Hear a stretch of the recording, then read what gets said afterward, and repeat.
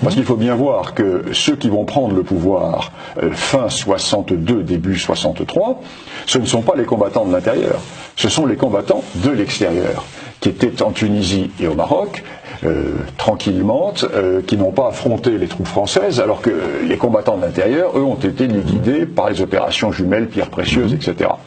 Donc ceux qui vont prendre le pouvoir, ce sont les politiques de l'extérieur, qui appartiennent tous au courant arabo-musulman. Or, les combattants de l'intérieur étaient essentiellement des berbères, des kabyles, des chaouis, etc. Notamment les deux wilayas les plus actives, la 2 des Aurès et la 3 de Kabylie. C'était les berbères. Et donc, ce sont les combattants de l'extérieur, j'allais dire les planqués qui étaient en Tunisie et au Maroc, qui vont prendre le pouvoir. Et sachant très bien que leur pays n'existe pas, sachant très bien que leur pays est profondément divisé, vont créer une idéologie arabo-musulmane avec l'affirmation Algérie, pays arabo-musulman. La berbérité n'existe pas, ou alors si elle existe, c'est d'une manière secondaire. Certains, le ministre de la culture algérien va même dire les berbères, création des pères blancs. Voilà, donc, retirant aux Berbères leur identité. La colonisation a divisé pour régner. Tout à fait. La colonisation a créé le fait berbère pour régner. Alors que finalement, le fait berbère est celui qui a combattu la colonisation. Oui. Parce que le seul moment de difficulté, ça a été à l'époque de Mokhani, qui était une révolte typiquement berbère. La conquête se termine pendant le Second Empire en Kabylie, et ensuite il y a la révolte de Mokhani en 71. Tout à fait. Qui commence en 70 d'ailleurs. Elle commence en 70. Et ceci est fondamental. Donc dès le départ, une fausse histoire a été écrite. Une histoire arabo-musulmane. Et dans cette histoire-là, tout ce qui se rattache à la berbérité est vu comme un complot contre l'arabe, un complot contre l'islam. Quelle est la théorie de ces nationalistes arabo-musulmans algériens? C'est de dire que, certes, il y a des berbères, mais ils ont disparu au point de vue culturel, au point de vue politique, puisque à partir du moment où ils se sont convertis à l'islam, ils sont entrés dans l'ère de l'arabité. Donc la berbérité n'existe plus. Et quiconque parle de berbérité nourrit un complot contre l'unité, contre l'État algérien. Donc, cette ambivalence, alors que l'Algérie est un pays très majoritairement berbère. Alors, je montre dans mon livre, et je pose la question, à mon chapitre 2, comment des berbères chrétiens sont-ils devenus des arabes musulmans? Bon, je résume un peu la question. Parce que le grand problème, c'est le suivant. Les arabes, ethniquement, représentent une goutte d'eau dans l'océan berbère. Alors les dernières études génétiques qui ont été faites l'an dernier montrent, par exemple en Tunisie, la Tunisie qui est, soi-disant, le pays le plus arabe du Maghreb, le pourcentage ethnique, entre guillemets, racial arabe, 4%. Alors imaginons l'Algérie et imaginons le Maroc. C'est une goutte d'eau dans l'océan berbère. Parce qu'au moment où se fit la conquête au 7e siècle, les Arabes étaient très peu nombreux.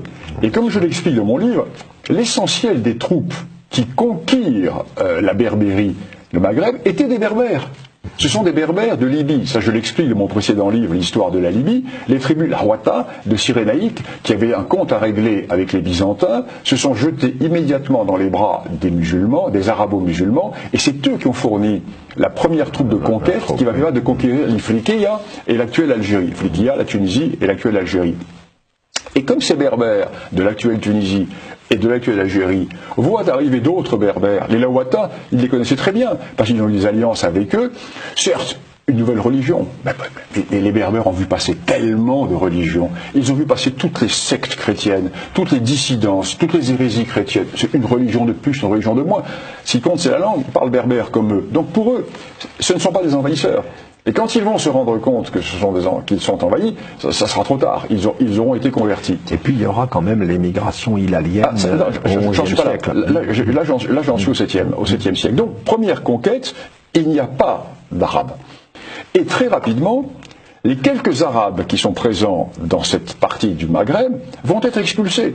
Parce que va éclater la révolte kharidjite quand les Berbères du Maroc, suivis par ceux de l'actuelle Algérie et ceux de l'actuelle Tunisie, vont refuser que le califat oriental leur appliqua la taxe qui est la taxe des dhimmis. En disant, mais nous sommes convertis, nous ne sommes pas des dhimmis. pour le califat, c'était une source d'impôts en moins, une source de revenus en moins. Donc, ils se révoltent au nom du kharidjisme, c'est-à-dire hérésie musulmane, qui dit que la Houma doit être dirigée non pas par les héritiers du prophète, ce qui serait une société féodalo-aristocratique, mais par les meilleurs de la communauté. Donc il se révolte, il chasse les Arabes.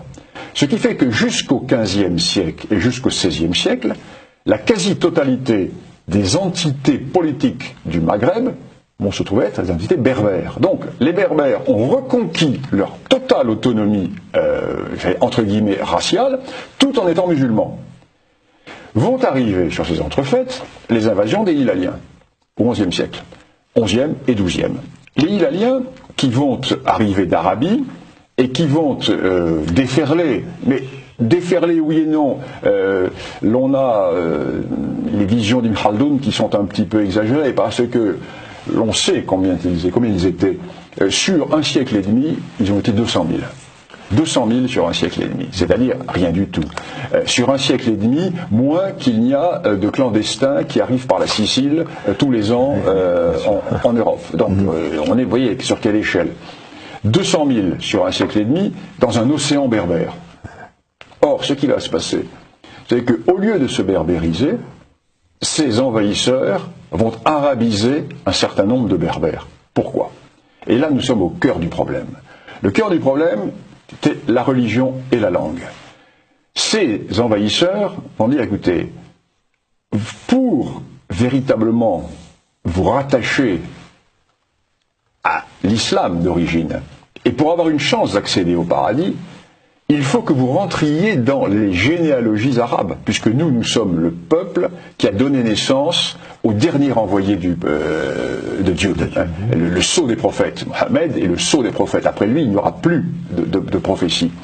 Donc, si vous voulez avoir une chance d'accéder au paradis, il faut vous rattacher à nos généalogies. Et l'on va voir, et le phénomène est bien connu, de nombreuses tribus, ou des clans, ou des groupes berbères, qui vont abandonner leur propre généalogie et qui vont rentrer dans les Kabylas arabes. Ce qui fait qu'aujourd'hui, nous avons affaire en Algérie, comme en Tunisie, comme au Maroc, dans les zones qui ne sont pas berbérophones, à des berbères, entre guillemets, raciaux, qui ont été culturellement, religieusement et linguistiquement arabisés et islamisés. Donc c'est un problème qui est fondamental. Mais ces Arabes, qui arrivent donc au 11e, 12e, 13e dans l'actuel Maghreb, ne vont pas prendre le pouvoir tout de suite. Ils vont jouer de leur force militaire pour appuyer tel ou tel chef berbère, car toute l'Afrique du Nord est encore à ce moment-là sous contrôle du royaume berbère, aussi bien les royaumes marocains que les royaumes de Tlemcen, de Bougie, etc. Et ils vont, dans les querelles dynastiques inter-berbères, ils vont jouer sur tel et tel prétendant en échange de quoi? Eh bien en échange de la remise de terre. Ce qui fait que ces tribus arabes vont monnayer leur force de frappe, vont dire les mercenaires de telle ou telle entité berbère, et petit à petit vont prendre de plus en plus de pouvoir. Jusqu'au XVIe siècle, fin XVIe, que se passe-t-il? Le Maroc perd ses dernières dynasties berbères, et arrivent les dynasties arabes, et la Tunisie actuelle, l'Algérie actuelle, sont subjuguées par les Turcs. Donc, changement de régime, changement de pouvoir, et les Arabes vont devenir, dans l'actuel Maroc, la force de frappe du Marsène chérifien, du Marsène arabe, et la force de frappe du Marsène turc dans l'actuelle Algérie et en Tunisie. Et c'est ainsi qu'ils vont se hisser à un rôle important, alors que démographiquement, ils ne représentent rien. Une arabisation. Si ceci n'est pas vu, on ne comprend rien à l'histoire ancienne de ces régions, on ne comprend rien à l'ethnogénèse, et on ne comprend rien à la genèse historique de ces régions. Donc je pars de ce premier point, ces deux premiers points. Le premier grand mensonge, le mensonge des origines. Alors il y a